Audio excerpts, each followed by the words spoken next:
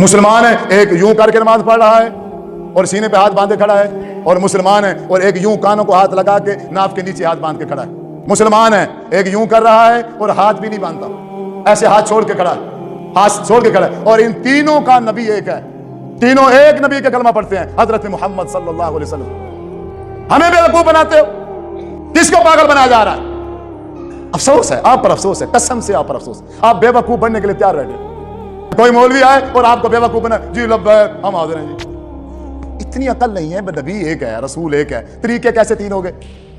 अच्छा, फिर दावा है, हर फिरके का, हर गिरोह का यह दावा है कि नबी भी खातमुन नबीयीन है, उसके बाद और दूसरा नबी भी। तो दूसरा तरीका कहां से आ गया फिर?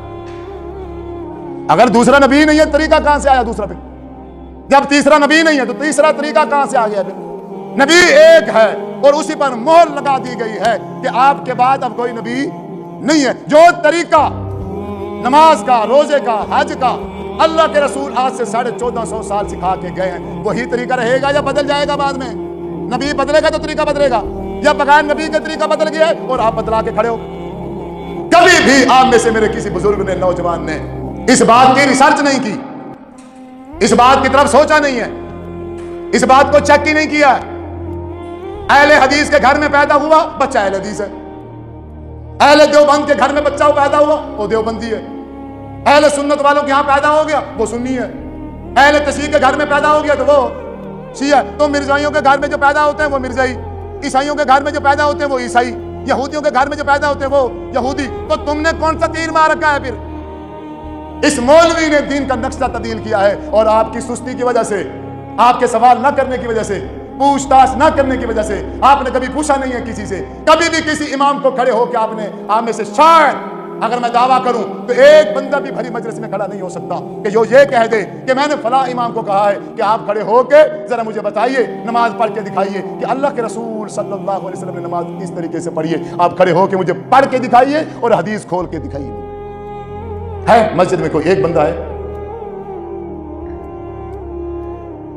देखो तादाद देखो, बंदा एक भी नहीं खड़ा हुआ।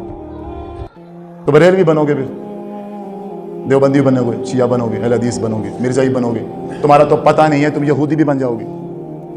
देवबंदियों, अपने आलमों के पास जाओ, किसी भी आलम को खड़ा करके कहो अल्लाह के रसूल सल्लल्लाहु अलैहि वसल्लम ने नमाज किस तरीके में पढ़ी है, हदीस खोल के दिखाओ।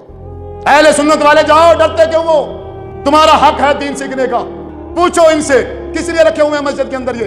इनकी और क्या जिम्मेदारी है?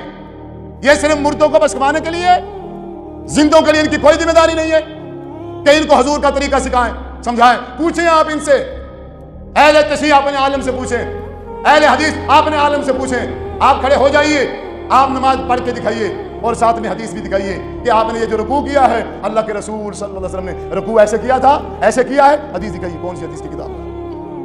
और हुजूर ने किया था, हदीस दिखाओ कहां है। नहीं किया था तो भी दिखाओ। हाथ सीने पे बांधा है, हदीस दिखाओ। नहीं बांधा है, नाफ के नीचे बांधा है, हदीस दिखाओ। मैं किसी को अहले हदीस करने के लिए नहीं आया। ये मस्जिद अहले हदीसों की होगी, ये सब कुछ अहले हदीस का होगा, जरूर होगा, लेकिन मैं किसी को भी अहले हदीस नहीं करने आया। ये अपने दिमाग में बात बिठाइए। आप सिर्फ और सिर्फ एक सच्चे और सुच्चे ईमानदार इंसान बन जाओ। अगर हमारे अंदर ईमान आ गया, फिर हमारा जो भी नाम होगा, ईमान अगर कामिल होगा, तो हम जन्नत में इंशाअल्लाह जरूर जाएंगे।